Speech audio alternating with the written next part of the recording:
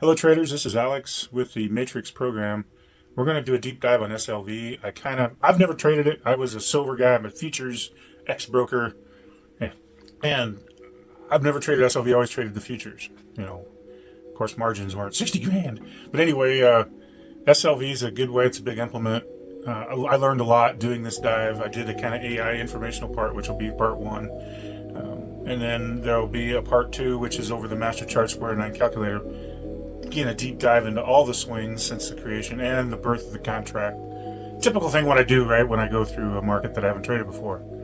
Um, and then I'll do the chart process on the what I call the master chart, right? It's using the moons for time and the square 9 for price. And we'll review that as well in a section. So there's kind of like three parts to it. Now, there'll be a comprehensive one as well, but I thought I'd give you an informational part if you catch one of these in between so you kind of understand. Anyway, enjoy. Hope you're successful in your trading. Okay, in this segment, we are going to look at the SLV matrix chart. I just added that to my list, my favorites list. There's probably 22 in there right now. Again, the moons for time, the square 9 for price. Again, we're using the waxing, waning crescent moon.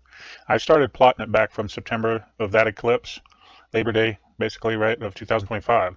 This was the low. This was the previous solar eclipse. This is the one-to-one trend line. One box over, one box up. Pretty simple stuff, GANN stuff. And you can see it hit this pretty good right in here, and then it bolted right once it gapped and started going. Of course, that was the big silver pour out. Um, the eclipse itself was a low. The quarter was also the low. This was kind of a no man's land, but kind of on the where to put stops kind of deal, right?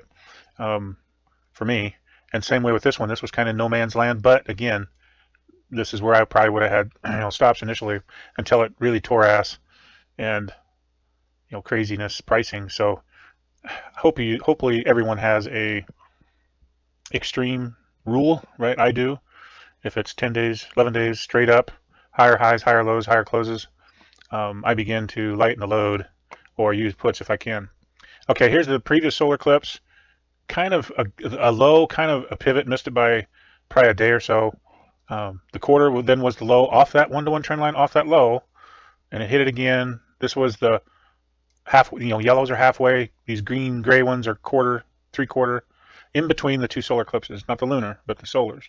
Anyway, that was definitely a big ranging day or period, and seesawed the market back down.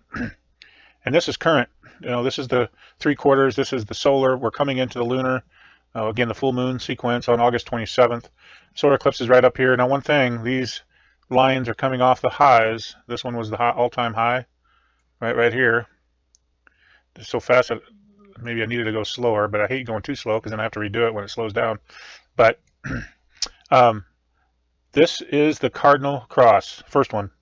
A good area if you did pick bottom and you're not super bullish, might be an area worthy of getting out. Or if you bought 500 shares, get out of 100 shares up here on the other day's close. I think we're a little higher currently today. So today is August 20th, 2026. So today's close will definitely, again, it's the time zone. You probably can't see it on your screen, but it's August 20th at 3:33 in the morning. So do you move it on to the next day? I don't do that. I just move it. I consider that part of the day. So, oops, I don't know why it made it wider. So anyway, pretty good area. Now again, the other one's up here, and that kind of makes sense too, right? That's up against this downtrend line off the all-time highs, or one of the main high, second high, right on the lunar eclipse. So this would be a great target. Let's say somewhere right in here. Let's say 64.20-ish, round down a smidge. Again, don't try to be too precise, but have a working order in if you're willing to sell it. Now, if you're a bear, right, you sell a little bit here, maybe a little bit there. I hate doing that. I like to find the spot. Now, maybe turn on 2-hour chart and go short, right? Now, these squaring out of the ranges, you want to keep track of these for the future. Right at the end of the year is the one that this high right here on May 16th zone. That squares out from the low. Now, again, assuming the low holds. Now, this brown line, this is based off the solar eclipse closes.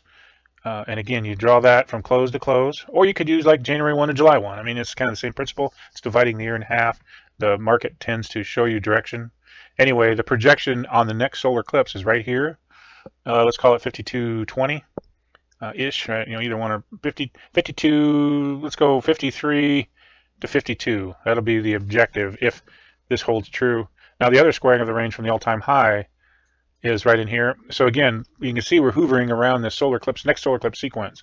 So now that could be a high. I don't have any clue. I used to try to be precise on picking stuff. Now I do not. I missed so much stuff when I did that because you're assuming, right? Oh, I got to be right. I made the forecast. Well, yeah. I mean, I called thousands of highs and lows to the exact penny, but you still can't make money on that. I make more money now not trying to be a picker of preciseness. And I wouldn't say I still pick, but in a vicinity. Be more general. I don't miss hardly anything now. Again, I've been preaching this solar eclipse sequence on cryptos, the metals, and some other stuff.